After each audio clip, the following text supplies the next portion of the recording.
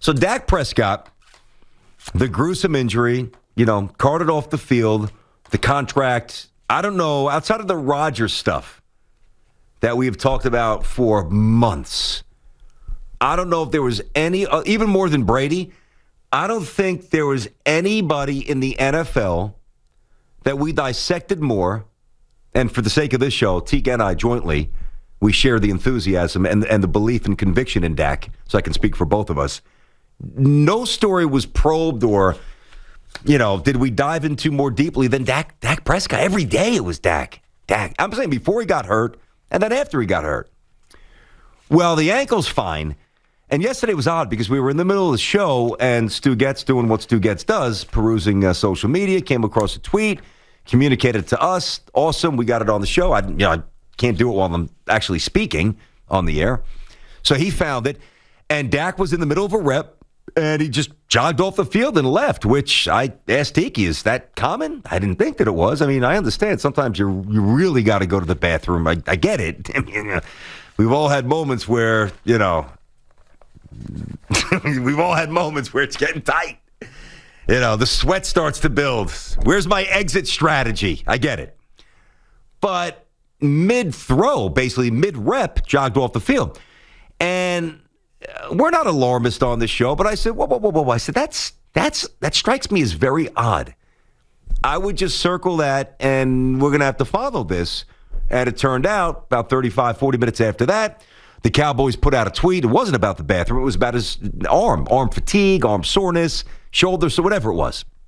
Okay, everything's fine. I hope everything's fine. He deserves a clean slate of health. Get out there, see what you got. He was on a tremendous run to start the season. The numbers he was putting up were incredibly prolific, and he was proving what both Tiki and I thought he could prove, and he could be. He was becoming that player, that leader, that performer, putting his team at the end. Now the defense was horrible, but that's not his. It could be his problem, but it's not his fault, and he can't rectify that. What he can control, he was absolutely straight up balling out on. Now, I will say again, without being irresponsible or being an alarmist, the fact that he left mid-drill, and I know what the MRI spit back, I get it. I know what the doctor said, I get it.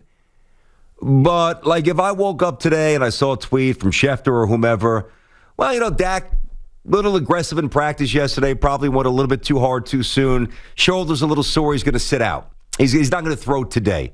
He's going to take the next 2 days and he's just going to do some side work. He's not going to throw with the first team. That, to me, would seem a little less worrisome than a professional quarterback who, by literal job description, is paid to throw the ball, ran off the field mid-series because of shoulder hurt.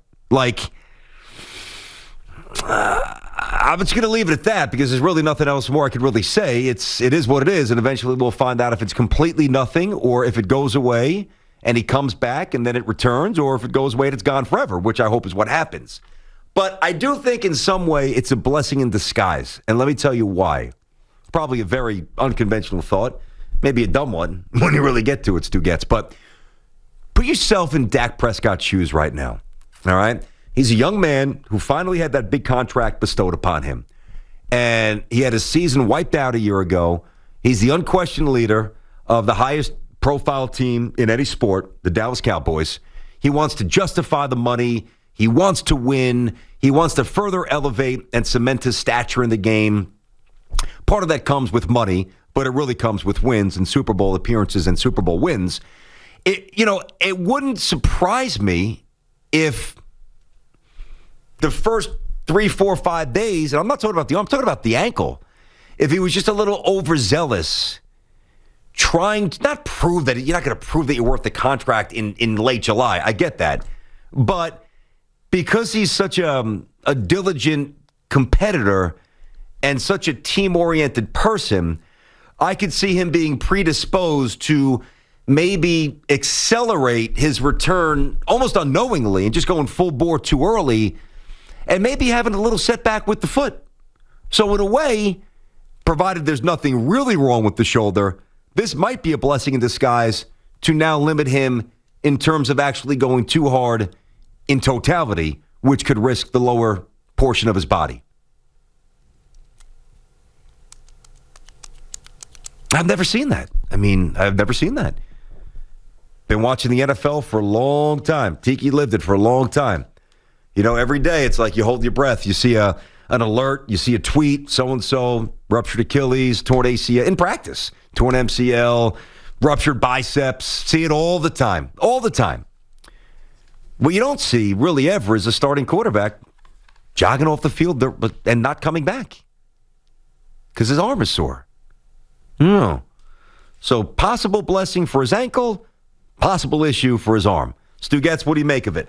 What you got? Yeah, I'm kind of with you. It was very alarming because we were following these tweets as they were coming in throughout the afternoon, and yeah, just your first thought when we didn't know anything about the arm was the leg, which obviously was good that it wasn't the leg. Yep. But it is alarming. To me, it's alarming because he's going into this, and he's, like you said, probably putting in 120, 140%, trying to come back and do what he can early on here, and it's concerning for me. I agree. I love the kid, though. I just love his makeup. I just love the way he's wired. He is a good player.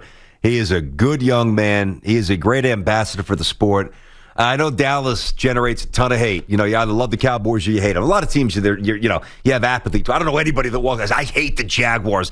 Damn it, screw those. I can't stand the Jaguars. Nobody does that. Nobody even does that with my team because we don't really bother anybody. Oh, I hate the Jets. No, because we don't get in anybody's way.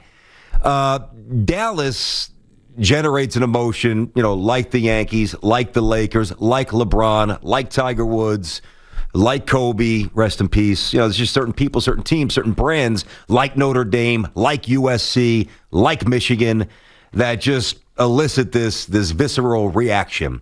And Dallas is one of them. But it's kind of like when Jeter was the face of the Yankees. You might hate the Yankees, as many of you did, despite all the championships. But you couldn't hate Derek because you just had immense respect for the way he comported himself. Same with Dak and Dallas.